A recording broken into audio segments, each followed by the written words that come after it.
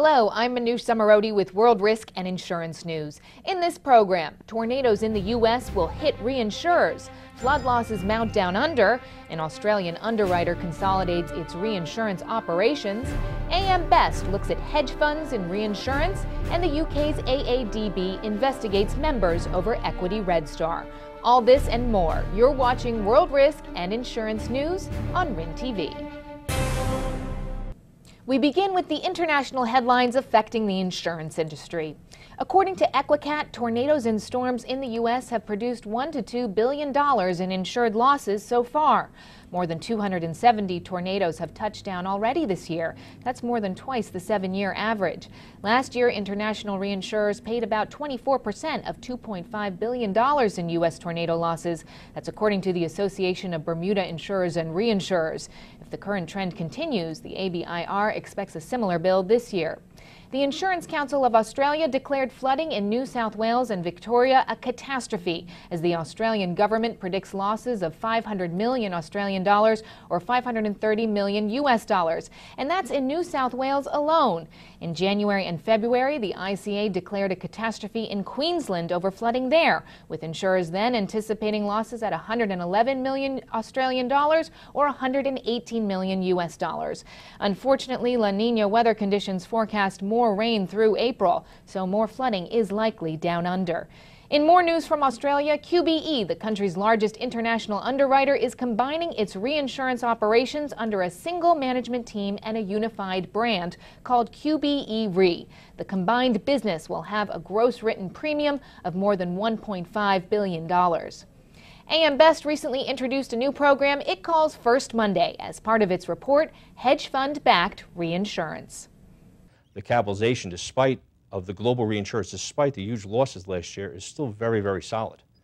What we have seen, though, and we've seen some interest in, is the startup of hedge fund-backed reinsurers with alternative investment strategies. The hedge funds themselves see the ability to use their investment acumen in a different way by taking the skill set, the investment skill set, and combining that with a conservatively managed, specialty reinsurance portfolio. A hedge sponsor without the reinsurance leader and the reinsurance team won't see a high rating from us. On the other hand, nor will a reinsurance team without that good hedge fund-backed partner. These companies, though, I will have to emphasize, are looking for underwriting niches. They're not going to be global players with multiple offices in multiple countries looking at all kinds of classes. And the capitalization industry is pretty sound. So there's not going to be a huge market turn, and there's frankly plenty of capacity and reinsurers to handle the current risks in the industry. Where these companies see, though, are those pieces that might fall unnoticed by the larger, more globally based reinsurers.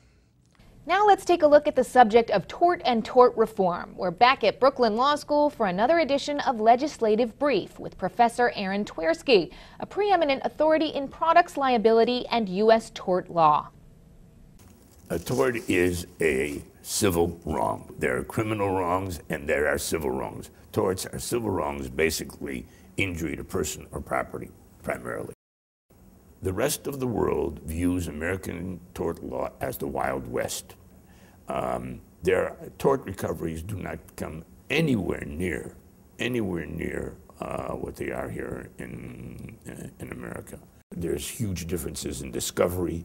The discovery rules in America are much more liberal. Class actions are still very much in the nascent stage in other countries.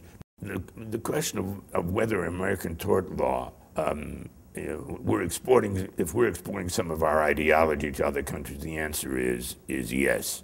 Cigarette litigation, which has now become so important in the United States, has now been exported to other countries. They're looking at the cigarette companies to pay for a lot of the hospital costs and a lot of the social costs that cigarettes paid.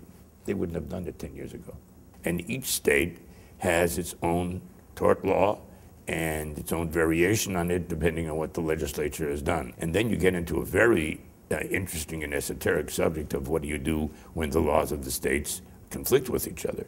I think that courts are generally concerned that American tort law has been very generous and that it may put us at a competitive disadvantage with foreign countries. Given the nature of the economy also, that these costs are a downer on innovation and creativity.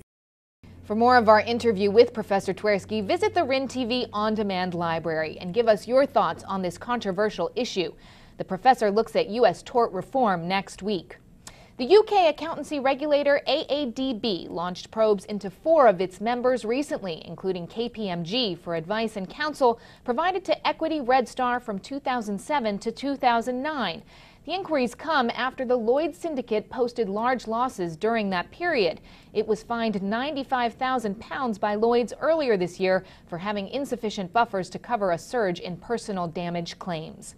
Well, that's our program. I'm Manoush Samarodi reporting from New York. Join us next time for more world risk and insurance news on RIN TV.